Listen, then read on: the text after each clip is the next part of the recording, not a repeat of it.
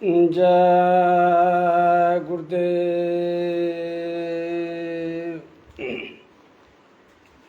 बाबा जी का कहना है शाकाहारी रहना है, शाकाहारी वही बनेगा जो जीवों पर दया करेगा।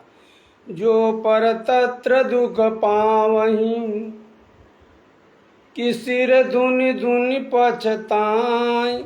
अकाल ही कर्म ईश्वर ही, मिथ्या दोष लगाई।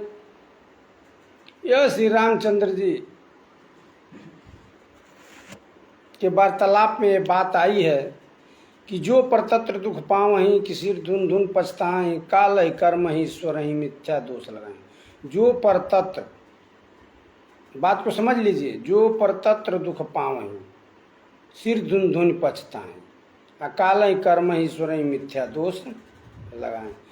जो यह है आदमी, अब समझ लीजिए कि यह मानव शरीर जो मिला है, हमको सबसे पहले सोच लेना चाहिए कि यह मानव शरीर इस धरा पर, इस धरती पर किसने यह मानव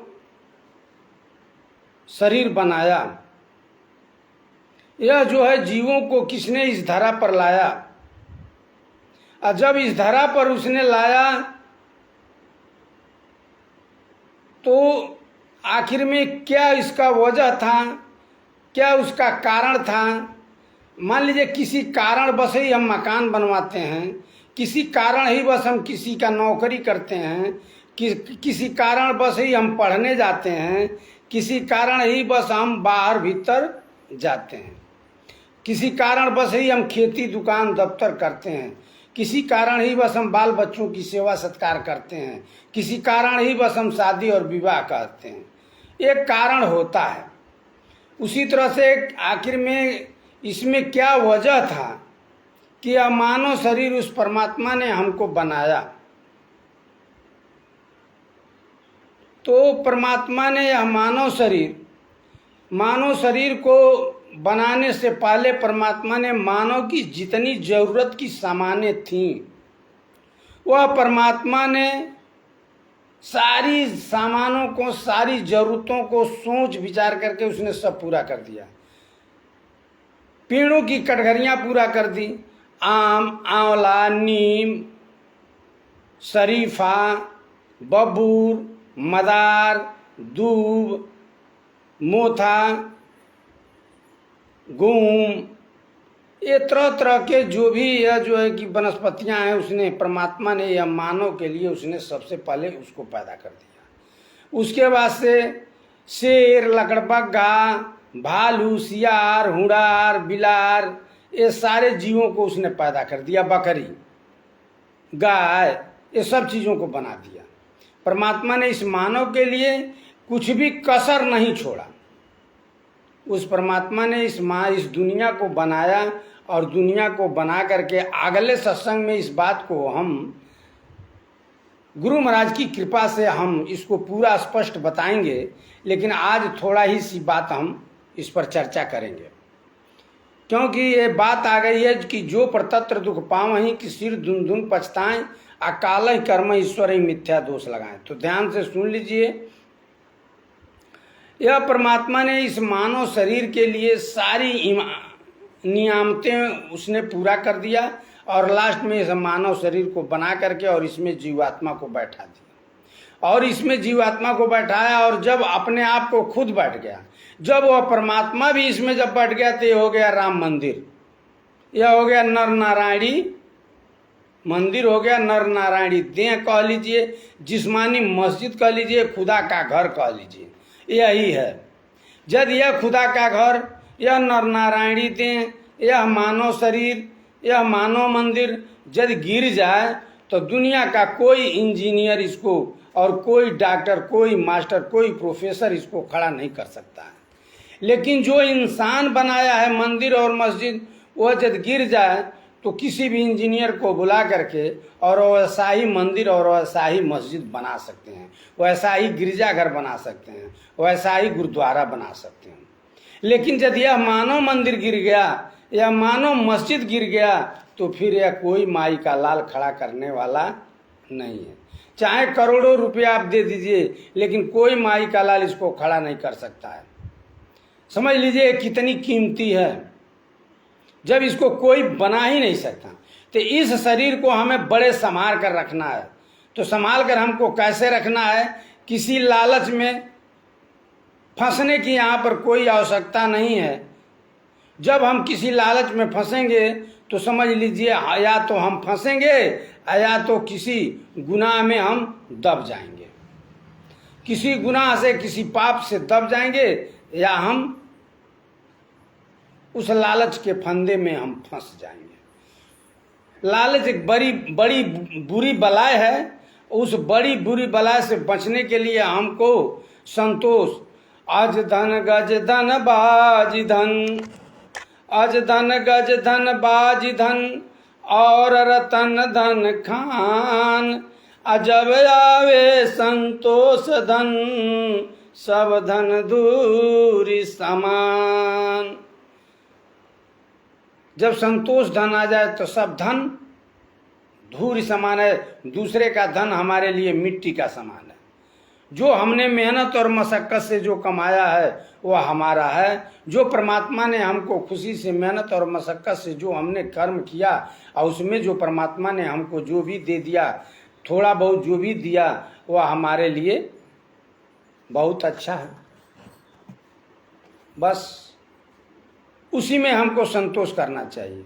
अब आ जाइए, आपको हम बताएं कि यह मानव शरीर जब वह परमात्मा ने दिया तो उस परमात्मा ने सबको बताया, समझाया और बुझा दिया कि इस धरा पर तुम जा रहे हो, ते जो हमने 4 खंड 84 लाख जोनियाँ और नरकों का हमने जो व्यवस्था किया है, यह व्यवस्था तुम्हारे लिए ही किया है। स्वर्ग वैकुंठ जो हमने बनाया है, यह तुम्हारे लिए ही हमने बनाया है। यह जो मृतलोक हमने बनाया है, यह तुम्हारे लिए बनाया है। किसके लिए बनाया है? अभी हमने आप लोगों को बताया है। किसके लिए बनाया? एक इंसान के लिए बनाया। स्वर्ग वैकुंठ, देवलोक, इंद्रलोक, ये जितने लोग 14 भुवन हैं, 14 तबक संतों ने बताया, 14 तबक है। किसी किसी ने 14 भुवन उसको कहा। 7 तबक नीचे है और 7 तबक ऊपर है, आप समझ लीजिए। और बीच में हम हैं, तो इसको कहा जाता है लख 84 भ्रम कर पग पर अटकाया है, अब की पासा ना लगा तो फिर 84 जाए। यदि अब की पासा नहीं लगा तो 84 तो जाना है। तो आइए, यह 14 भुवन बना दिया परमात्मा ने, और स्वर्ग वैकुंठ की रचना कर दी, नरकों का रचना कर दी, इंद्रलोक देवलोक की रचना कर दी, और 4 खंड 84 लाख जोनी तो बना ही बना है। तो परमात्मा ने कहा, इंसान तुमको सृष्टि का सबसे सिरमौर बनाकर मैं भेजता हूं। इस दुनिया में इंसान को सबसे सृष्टि का सिरमौर, सृष्टि समझ रहे हैं ना, इस जो आया मृत लोक है, जो आपका तीनों लोक, जो मन माया के जो पद 3 है, यानी तीनों लोक है, इन तीनों लोकों का सबसे श्रेष्ठ यह मानव शरीर को बनाया वह परमात्मा ने, और कहा तुम सबसे श्रेष्ठ हो और तुमको आज़ादी हो गई है। तुम कोई भी काम करो, तुमको कोई रोकने वाला नहीं है। लेकिन इसके 2 विद्या अपर अविद्या 2 रामचरितमानस में आया है कि विद्या अपर अविद्या 2, विद्या के 2 पहलू होते हैं, और जो है कि अच्छे कर्मों के भी 2 पहलू होते हैं। अच्छा, जो कहते हैं कि भाई आज कर्म करो, तो कौन सा कर्म करें भाई? कर्म करो, कौन सा कर्म करें? बुरा कर्म करें या अच्छा कर्म करें, ये तो बताना चाहिए। तो अच्छा कर्म करें। तो वह परमात्मा ने अपना बाइलाज, अपना संविधान बना करके तैयार किया, और तैयार करके इंसान को सुना दिया। इंसान के अंदर सभी तत्वों की पूर्ति, भरपूर पूर्ति दिया, इसमें किसी तत्व की कमी नहीं दिया। चित जल पावक गगन समीरा, यह जो है गगन माने बुद्धि आकाश, यह सारे को जो है इसमें बैठा दिया। लेकिन एक तत्व जो है 84 में कम कर दिया, 84 में वह बुद्धि का कम कर दिया, उसमें बुद्धि नहीं दिया। इसीलिए यह मानव शरीर सृष्टि का सरमौर माना गया। तो यह मानव शरीर को आज़ाद कर दिया कर्मों के लिए कि तुम कोई भी कर्म करने के लिए आज़ाद हो, लेकिन तुम्हारे कर्मों का हिसाब और किताब लिया जाएगा। तुम्हारे जो भी कर्म करोगे, तुम्हारे एक एक पैसे का हिसाब, एक एक कर्म का, एक एक क्षण का, एक एक पल का हिसाब तुमसे लिया जाएगा। वह परमात्मा जो है हमारे अंग संग है, कहीं दूर नहीं है। वह परमात्मा हमारे और आपके अंग संग है, और वह परमात्मा एक एक क्षण, एक एक पल का, रत्ती रत्ती का वह हिसाब हमारा लेता है, आपका लेता है।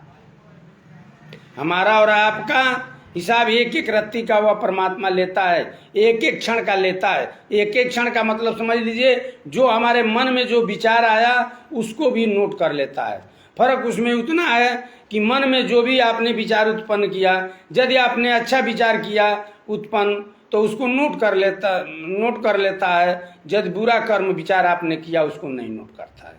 लेकिन यदि वो बुरे विचार आपके अंदर उत्पन्न हुए और यदि उसको आपने कर दिया तो फौरन वो नोट हो जाता है, वह लिख लेता है।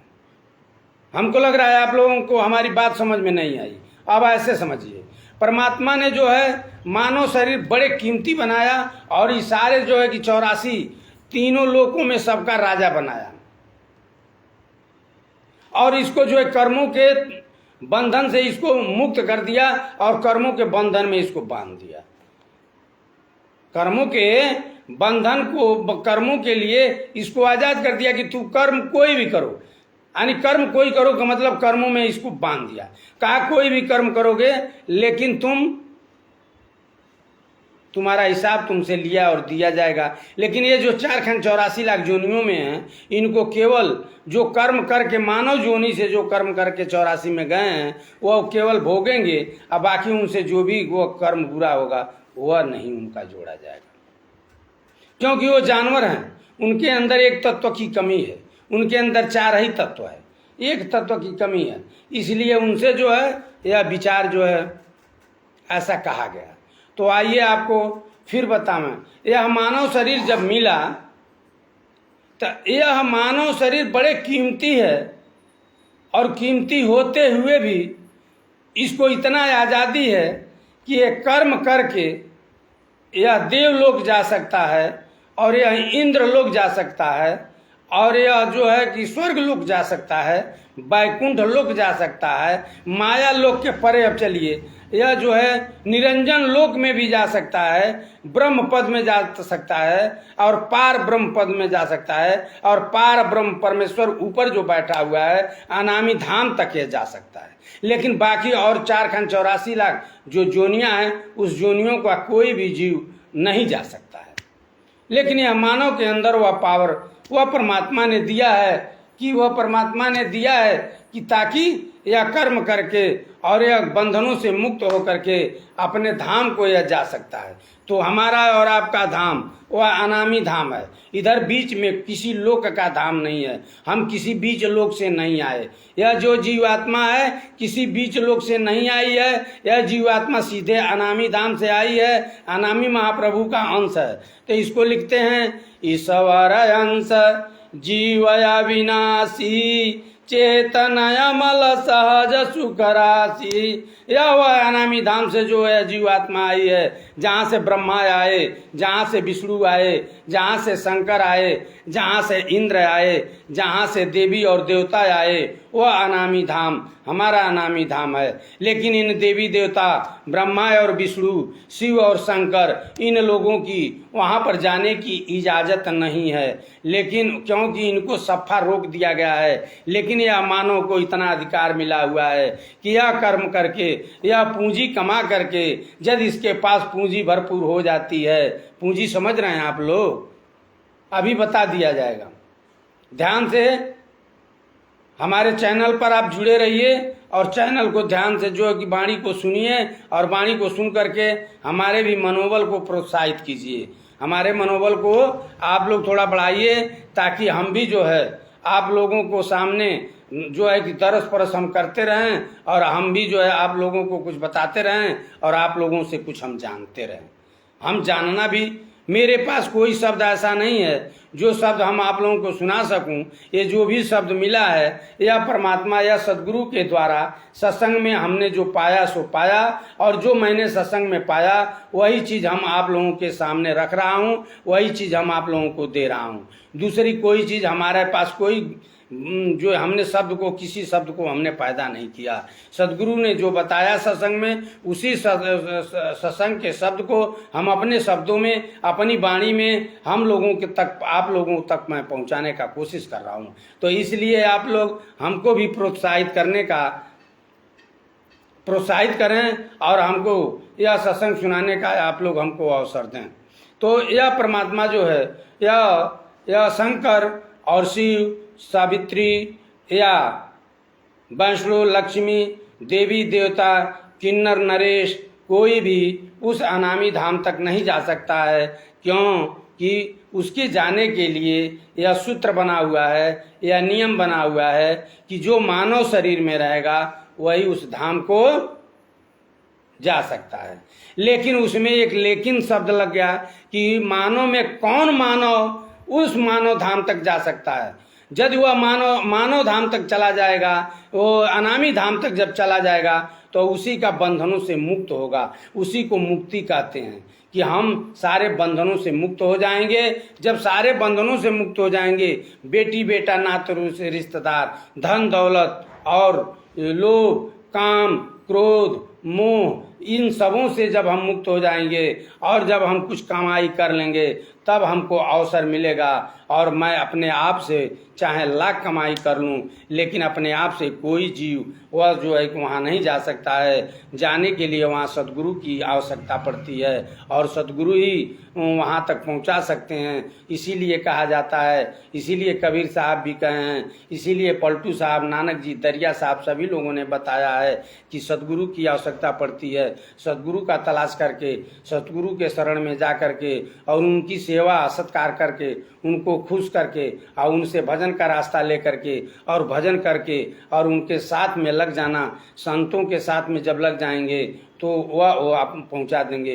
वो तो कहते हैं कि वो आए वही देश से जहाँ तुम्हारो, वो आए वही देश से जहाँ हमारो धाम, आ घर हमको पहुंचाना एक उनका काम। ये मेरी वाणी, ये मैंने कहा। लेकिन वह संत क्या कहते हैं, हम आए वही देश से जहाँ तुम्हारो धाम, आ घर तुझको पहुँचाना एक हमारो काम। वो कहते हैं कि एक हमारा काम है जो तुमको घर पहुँचाना है, लेकिन हमारी एक बात को तुम मान लो। तो जब वह वहाँ तक जा सकता है। लेकिन ब्रह्मा, विष्णु, महेश, शिव, शंकर, देवी देवता, किन्नर नरेश, कोई भी नहीं जा सकता है वहाँ पर जाने की इजाजत केवल जब मिलेगी कि मानव शरीर में जब आप पाएंगे, मानव शरीर से ही हो करके आप अपने इस जीवात्मा को मुक्त, इस बंधन से, जन्म मरण से छुटकारा आप पा सकते हैं। जन्म मरण से छुटकारा पाने के लिए बात संतों ने इसलिए बताया है कि जन्मने और मरने में बहुत बड़ा दुख होता है।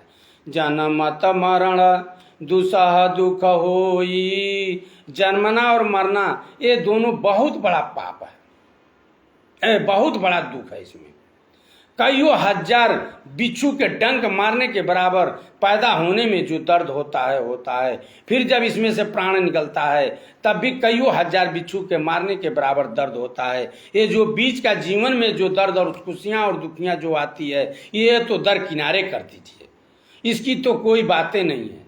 लेकिन जन्मत मरण दुसह दुख होई, इसीलिए जन्मने और मरने में बहुत बड़ा दुख है। लेकिन जो सुख वह अनामी महाप्रभु के पास है, वह सुख इन जो है लोकों में नहीं है। चाहे शिवलोक, इंद्रलोक, देवलोक, ब्रह्मलोक, जो है कि स्वर्गलोक, वैकुंठ लोक, इन लोकों में वह सुख नहीं रखा है।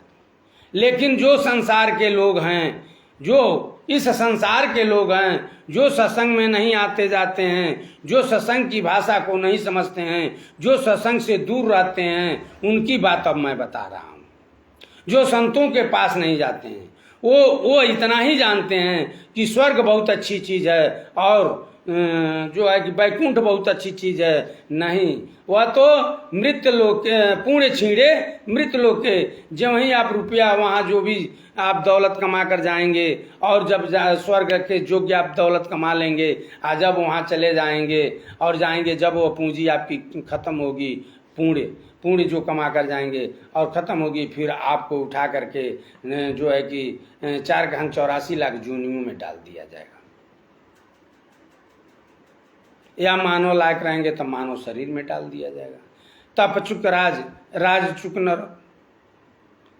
जब आप तपस्या करते हैं, तपस्या से जब आप चुक जाएंगे, भजन से जब आप चुक जाएंगे तो फिर जो है तप चुक आप राजा होंगे, यानी बहुत अच्छा खासा धनवान धनी होंगे और सब आपके पास सुख सुविधा होगा, नौकर और चाकर होंगे इसी धरती पर, इसी मानव शरीर में।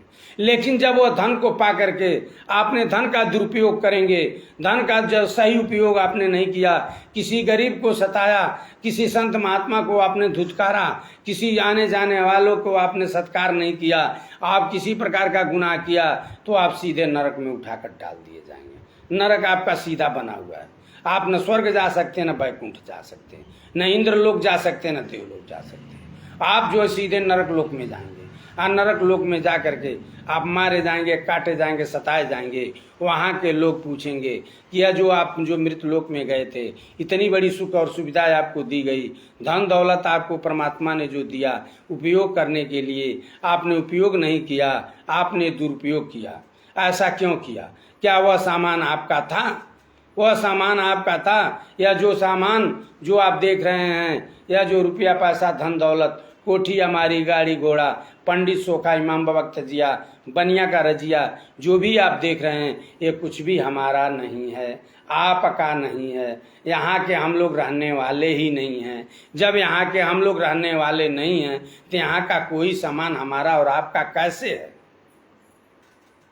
हम आए हैं कुछ काम से यहाँ पर, आप आए हैं कुछ काम से यहाँ पर। हम और आप आ नहीं रहे थे इस दुनिया में, हम और आप इस दुनिया में आने योग्य थे ही नहीं, आ नहीं रहे थे। हमको और आपको मानव जोनी पाने के लिए उतना हमारे और आपके पास वह पुण्य नहीं था। लेकिन हमारी और आपकी दुर्दशा उस परमात्मा, उस संत और सदगुरु ने देखा, चिल्लाहट को हमारी उन्होंने सुना दिव्य कानों से और अपनी आंखों से हमारी दुर्दशा को देखा। परमात्मा से उन्होंने तपस्या किया और तपस्या करके हमको और आपको मानव जोनी में दिलवा दिया। वह परमात्मा ने सदगुरु के कहने पर हमारा और आपका पुण्य और पाप का लेखा जोखा नहीं मिलाया। यदि पुण्य और पाप का लेखा जोखा मिलाया होता तो आज हमको और आपको यह मानव शरीर नहीं मिलता। इसीलिए कहा गया है यह मानव शरीर बड़ी दुर्लभ है। मानव शरीर किस लिए मिला है? मानव शरीर इसलिए मिला है कि यह मानव शरीर आप पा करके और उस परमात्मा की इबादत और भजन और करके और यहाँ से आप निकल जाइए। यह स्वर्ग लोक, वैकुंठ लोक, देवलोक, इंद्रलोक, नरक और स्वर्ग, वैकुंठ और यह जो है 4,84 लाख योनियों से छुटकारा पा करके अपने आप को अपने धाम चलें। वह जो हमारा और आपका आनामी धाम है, वहाँ हम निकल चलें। वह अपना लोक है। जब वहाँ निकलने के लिए, तो वहाँ हम और आप निकलेंगे कैसे? तो इसी के यह मानव शरीर से ही वह काम संभव है, हो सकता है। बाकी किसी शरीर से वह काम कोई माई का लाल बना नहीं सकता है, क्योंकि यह प्रकृति का विधान बना हुआ है। यह प्रकृति का विधान बना हुआ है कि तभी उस लोक में आप जा सकते हैं, नहीं तो अन्यथा नहीं जा सकते। मानव शरीर से वह आपको मिलेगा वह रास्ता और वह समय आपको दिया जाएगा जब मानव शरीर से होकर के आप यह काम कर सकते हैं कि यह छुटकारा आप पा सकते हैं। इसीलिए कहा गया है कि बड़े भाग्य मानुष तन पावा, सुर दुर्लभ सदग्रंथन गावा, ये नर्तन सब कौनो नहीं देही, जीव चराचर याचत के। यह मानव शरीर के समान इसीलिए कहा गया है क्योंकि दूसरे शरीर से अपने घर जाने का कोई रास्ता नहीं है और यहाँ अपना कोई घर नहीं है। चाहे हम हों, चाहे आप हों, चाहे बैल हो, गाय हो, भेड़ा हो, बकरी हो, कुकुर हो, बिलार हो, ऊँट हो, गधा हो, कोई भी 84 का जोनी हो, किसी को जो है यहाँ घर नहीं है। यह तो आप भूल भुलैया में आप चक्कर काट रहे हैं। क्यों काट रहे हैं? आपने कर्मों को सही नहीं किया। उतना धन और दौलत आपने परमात्मा ने आपको मौका दिया कमाने का, लेकिन आपने कमा नहीं पाया, इसलिए यह दशा हो रही है। इस दशा से बचने के लिए आपको एक ही उपाय है कि कांडदार सतगुरु सिर नावा, दुर्लभ काज सुलभ करि पावा। कांडदार सतगुरु सिर नावा, दुर्लभ काज सुलभ करि पावा। दुर्लभ काज कौन सा दुर्लभ काज है?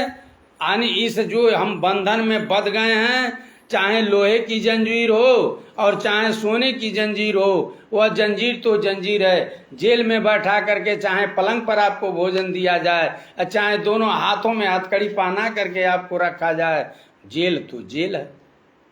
तो इसमें आकर के हम और आप बंध गए। तो इससे छुटकारा पाने के लिए हमको यह मानव शरीर मिला है और यह मानव जोनी बड़े भाग्य से मिला है। तो इस मानव जोनी से निकलने के लिए हमको क्या करना पड़ेगा? कर्णधार सतगुरु सिरनावा और दुर्लभ काज सुलभ करि पावा। वह बहुत दुर्लभ काम है। उस दुर्लभ काम को पूरा करने के लिए हमको सदगुरु का तलाश करना होगा। जब वह सदगुरु आपको मिल जाएंगे और उनकी जब सेवा और खिदमत करेंगे तो वह जो है आपको भजन करने का रास्ता बता देंगे और भजन करके और यहाँ से आप अपने धाम को जब तैयार हो जाएंगे घर जाने लायक, तो वह सदगुरु आपको हमको अपने घर पहुँचा देंगे। तो यह काम है सदगुरु का। वह है कर्णधार सदगुरु सिरनावा। वह कर्णधार ही कर्णधार माने नैया का खेवैया। वह नैया के खेवैया ही वह सदगुरु हैं। तो सदगुरु यहाँ से वह पार करेंगे। लेकिन कब पार करेंगे? जब हम भजन करेंगे।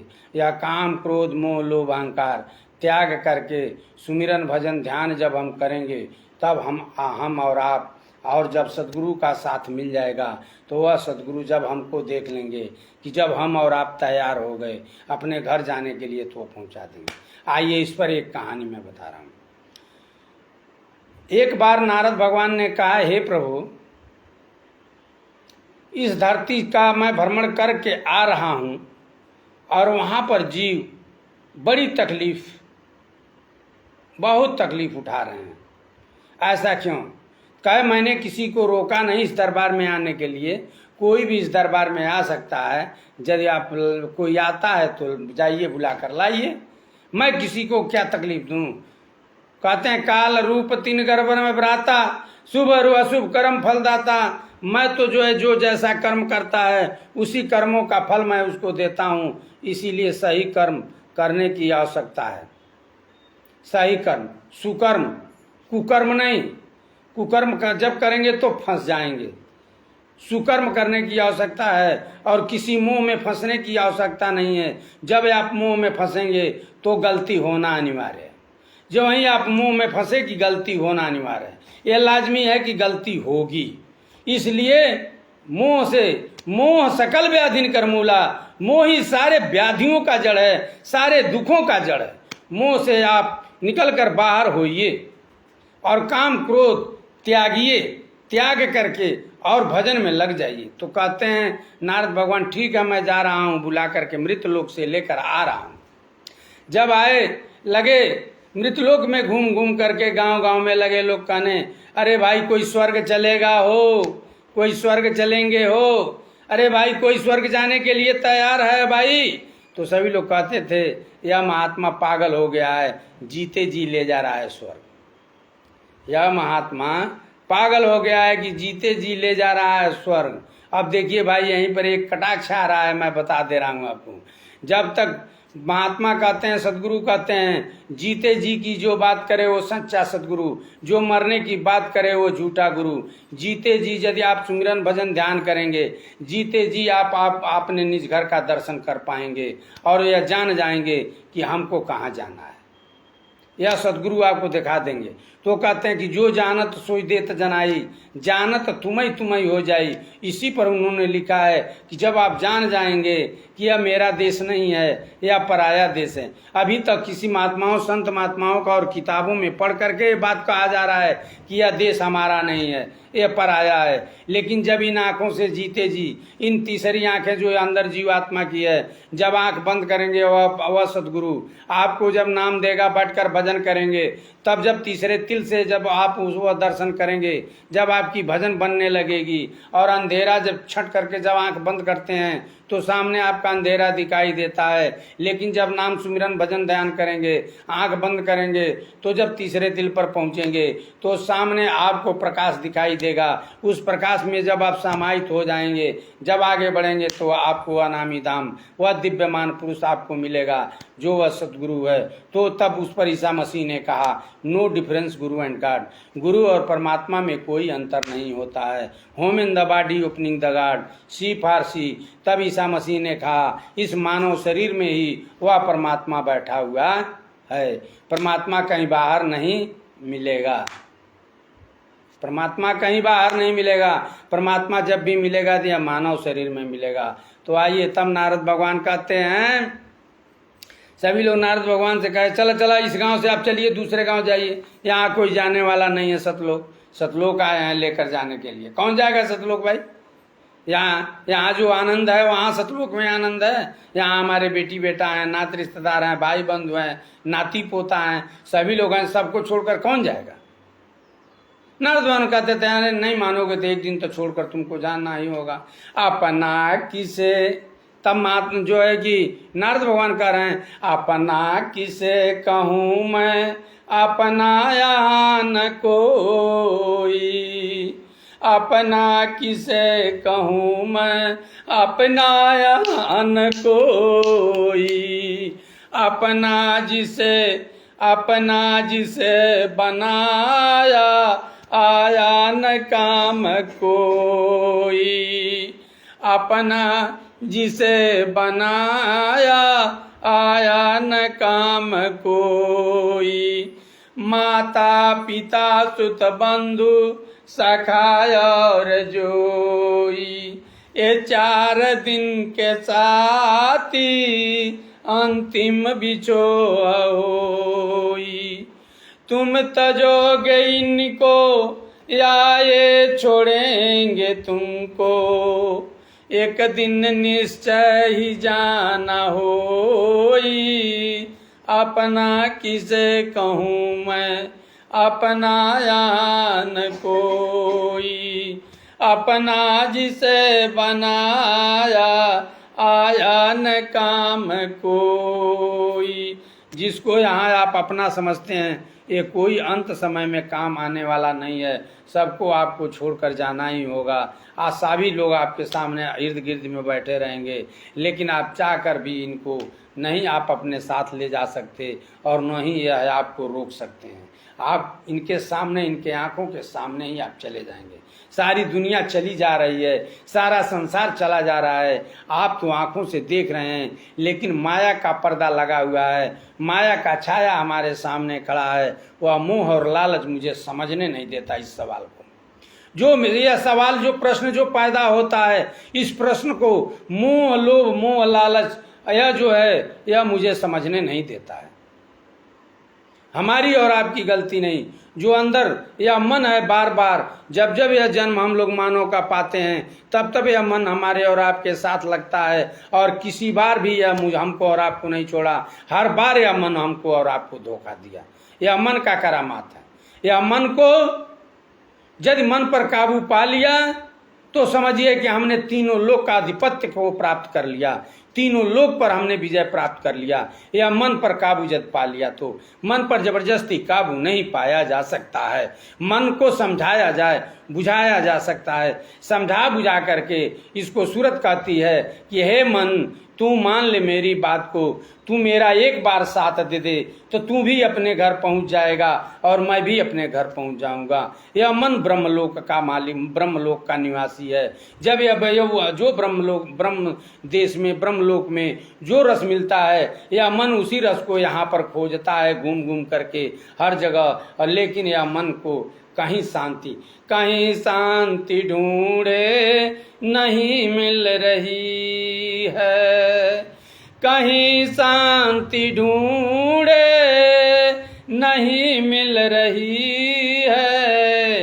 हविस की नदी हर तरफ बह रही है, कहीं शांति ढूंढे नहीं मिल रही है। हविस की नदी हर तरफ बह रही है। राजा दुखी है, रैयत दुखी है, राजा व रैयत प्रजा दुखी है। कहीं शांति ढूंढे नहीं मिल रही है, कहीं शांति ढूंढे नहीं मिल रही है। कहीं शांति ढूंढा जा रहा है, कहीं शांति नहीं मिल रही है। तो कहते हैं नारद भगवान जब जाते हैं एक दूसरे गांव में, आइए इसी पर बताया जाए। नारद भगवान जब दूसरे गांव में जाते हैं तो एक बुजुर्ग जिसके बच्चे बड़ी उस दिन तंग कर रहे थे, तो वह नारद भगवान कहे भाई अब तो आप बुजुर्ग हो गए, अब चलिए। कहे कहाँ चलना है महात्मा जी? कहे अरे महाराज ये अपना घर नहीं है, एक न एक दिन सबको मर जाना है यहाँ पर। तब महात्मा जब वो आदमी को ये समझ में आया यार हाँ ये तो, कहे हाँ मैं भी तो बुजुर्ग हूँ और आज नहीं तो कल यहाँ से जाना ही होगा। कहे महाराज तब आप तैयार हो जाइए, चलिए। कहे महाराज ठीक है हम तो चलने के लिए तैयार हैं, लेकिन मैं यह चाहता हूँ कि मेरा लड़का रोज कहता है कि कोई एक कुत्ता हम लाएंगे जो दरवाजे की रखवारी हमारे करेगा। तो महाराज मैं सोचता हूँ कि हमारा लड़का अकेला है और कैसे वह जो है कि व्यवस्था करेगा, और दरवाजे पर मैं रहता हूँ तो थोड़ा देखभाल करता हूँ। तो वो कहा है कि एक कुत्ता हम लाएंगे, यदि वो कुत्ता ला देगा तो हम यहाँ से चले जाएंगे। तो कहे ठीक है। तब तक वह जो है चले गए। नारद भगवान कहे ठीक है तब कुत्ता ला देगा। तो नारद भगवान जो है जब चले गए तो कुछ दिनों के बाद लौटे तो यह यार बुजुर्ग आदमी मर गए थे। तो उस लड़के से पूछे कि अरे भाई वह जो है कि कहाँ पर हैं, वह कहाँ पर हैं? एक रहते थे यहाँ पर। बुजुर्ग कहे कि वो हमारे पिताजी थे, वो कहाँ चले गए? कहे महाराज वो तो मर गए। तब नारद भगवान अपनी तीसरे नेत्र से दिव्य दृष्टि से जब देखते हैं तो वह जो है वहाँ हुए हैं बैल। क्या हुए हैं? बैल। तो वहाँ हुए हैं बैल। तो वहाँ जब बैल हुए हैं तो वह जब जा कर के बैल के कान में कहते हैं कि अरे भाई अब तो आप चलिए यहाँ से। कहे महाराज मैं कैसे चलूँ, एक बैल है। और वह लड़का बराबर कहता है कि एक बैल और ला देंगे तो हमारा एक जोड़ी हो जाएगा। और मैं लड़के का जो है कि कारभार संभालता हूँ, खेत बाड़ी जोतता हूँ, मैं नहीं रहूँगा तो खेती बाड़ी सब बर्बाद हो जाएगी, तो इसलिए मैं लगा हूँ। और जब एक बैल और ला देगा तो हम चले जाएंगे, किसी के भाजा पारी पर वो चलाएगा। तब चले गए वो बेचारे। जब कुछ दिन के बाद फिर आते हैं तो पूछते हैं भाई यहाँ एक बैल था। कहे भाई वो तो बैल मर गया, हमारा ही बैल था। कहे वो मर गया? तो हाँ। कहे ठीक है। जब ध्यान लगाते हैं देखते हैं एक कुत्ता हुए हैं। तो कुत्ता उसके दरवाजे पर वो लाया था, रात भर कुत्ता पहरा देता था। तो जाकर कुत्ते से कहते हैं अरे भाई अब क्या हुआ, अब तो चलो। तो कहता है कुत्ता कि नहीं अरे यार तो मेरा लड़का है और जो है रात भर मियाँ बीबी दोनों सो जाते हैं और दरवाजे पर मुझको रात भर पहरा देना पड़ता है, भों भों करके रात भर मैं पहरा देता हूँ तभी ये सब सो पाते हैं। न आप कहिएगा तो यदि दूसरा कुत्ता लाने के लिए कह रहा है, जो दूसरा कुत्ता ला देगा तो हम चलेंगे। कह ठीक है। जब वो नारद भगवान चले जाते हैं तब तक वो जब कुछ दिनों के बाद जब आते हैं तो देखते हैं कुत्ता नहीं है। तब ये आंख बंद करके जब ध्यान देते हैं, ध्यान में लगाते हैं तो ये बेऊंची बने होते हैं, बेऊंची। तब कहते हैं अरे अब क्या हुआ भाई, अब तो चलो। कहे नहीं महाराज अभी नहीं जाएंगे, हमको बहुत अच्छा लगता है जब ये हमारी बहू छैकल पहन करके जब अंदर बाहर निकलती है, छम छम बाजता है, तो मैं उसको देखता हूँ, मुझे बड़ा सुंदर लगता है। अभी रहने दीजिए हमको कुछ दिन और तब हम चलेंगे। कहे ठीक है, वो भी देख लीजिए। जब वो चले गए, कुछ दिनों के बाद आते हैं तो वहाँ जो है बेऊंची जो एक मेढक होता है वो मर गया होता है। तो जब ध्यान लगा कर देखते हैं तो यह तो बहुत बड़ा सर्प बने हुए हैं, और सर्प बन करके इनके बुजुर्ग जो धन गाड़े हुए थे उस धन पर जो गेंडुल मार करके बैठे हुए थे। तब ये कहते हैं इसलिए इस तरीके से जाने वाले नहीं हैं। यह हमको वादा किए थे जाने के लिए, और जब ये नहीं जा रहे हैं तो हम इनको किसी तरह से लेकर के ही मानेंगे और लेकर के ही जाएंगे, क्योंकि हमने इनसे वचन लिया था, तो ये जाएंगे, हम इनको लेकर जाएंगे। तब ये कहते हैं लड़के से बच्चा आओ एक बात बताओ हमसे, तुम्हारे पिताजी बताए थे कुछ कि धन कहीं गड़ा हुआ है? कहे महाराज नहीं बताए तो नहीं थे। कहे नहीं, तुम्हारे पिताजी ये धन यहाँ पर एक बहुत बड़ा जो है 5 घड़ा सोने का सिक्का गाड़े हैं और यह धन है। तो कहे महाराज बहुत गरीबी है, हम जो है कि आप कहते तो उसको निकलवा दीजिए तो हम निकाल लें, कुछ आपको दे देंगे। कहे बच्चा हमको कुछ देना होना नहीं, लेकिन मैं बता देता हूँ यहीं पर है, तुम खोद लो। तो जाकर जो है खिड़की के दरवाजे के कुछ दूरी पर वह सर्प जो है बैठा हुआ था, ऊपर केले का पेड़ था और उसी के नीचे वह धन गड़ा हुआ था। कह देखो इसी केले के पेड़ के नीचे जो है वह जो है, तब वह जो है केले का पेड़ काट करके जो ही अपनी जो है कि पाली मिट्टी हटाता है, पाली दूसरी छेव मारता है, तब तक उसी में से वो करते हैं फूं। जब वही वो फूं करते हैं तब तक नारद भगवान कहते हैं अरे क्या देख रहे हो, मारो इसको, दो चार जो है कि लाठी मारो।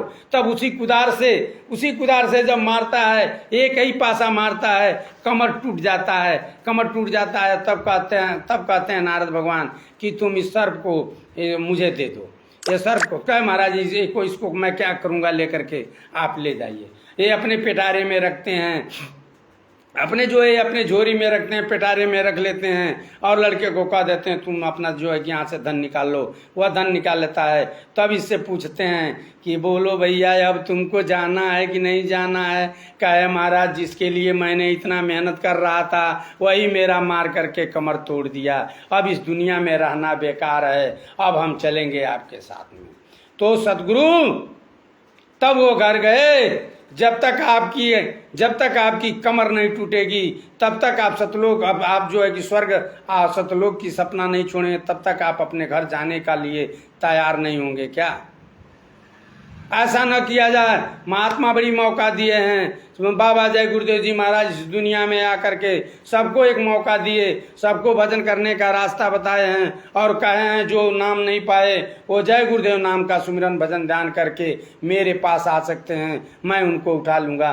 बाबा जी ने कहा जिसको मैंने नाम दिया है वो चाहे छू करे चाहे मुंह करे, मैं एक को भी छोड़ने वाला नहीं हूँ, सबको मैं उठा ले जाऊंगा।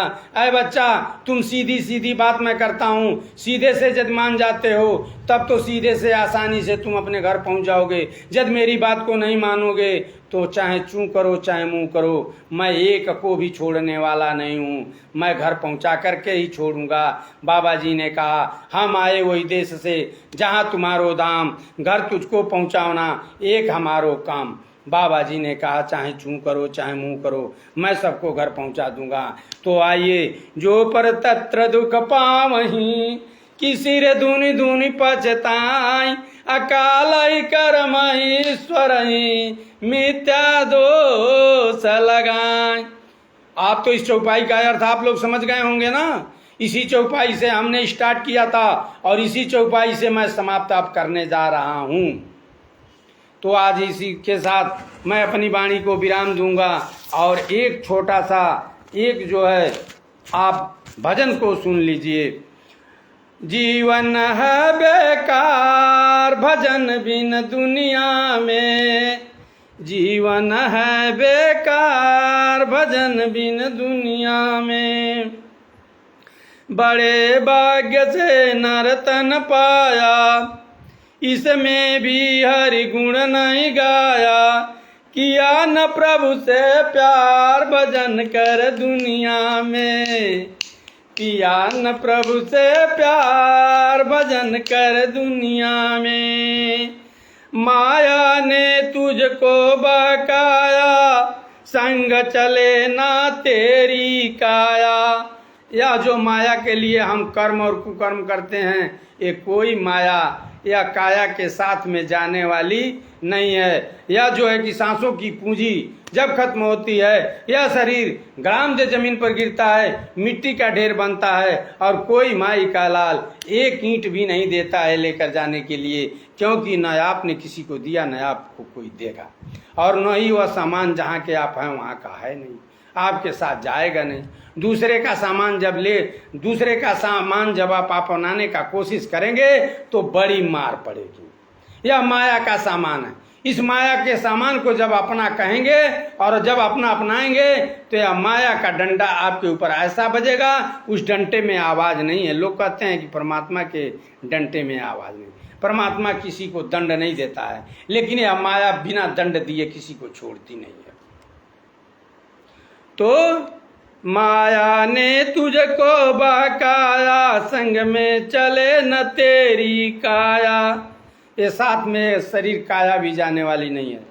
जाएगा हाथ पसार, जाएगा हाथ पसार, जीवन है बेकार भजन बिन दुनिया में। क्या लेकर तू आया जग में, क्या लेकर तू जाएगा, क्या लेकर तू आया जग में, क्या लेकर तू जाएगा।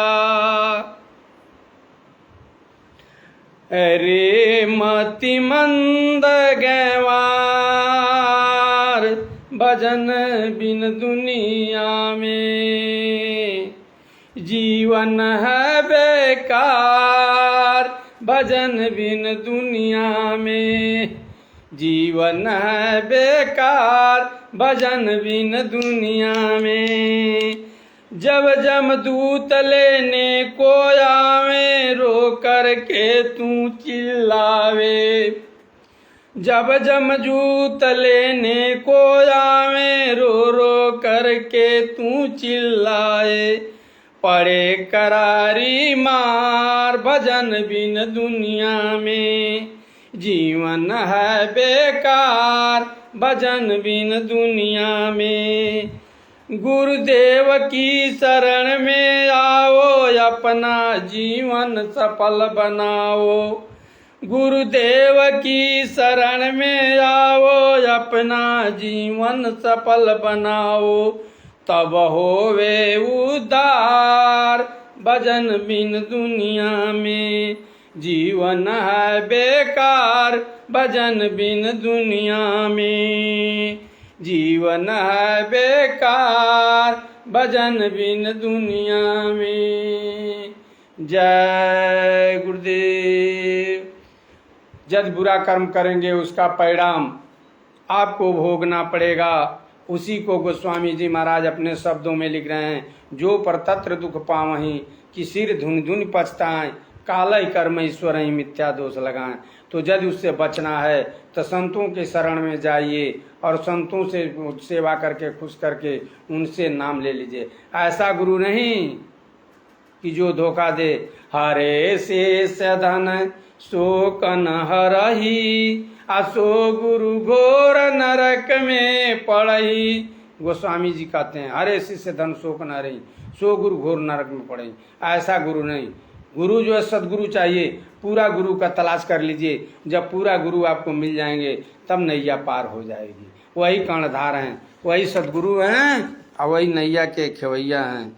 जय गुरुदेव।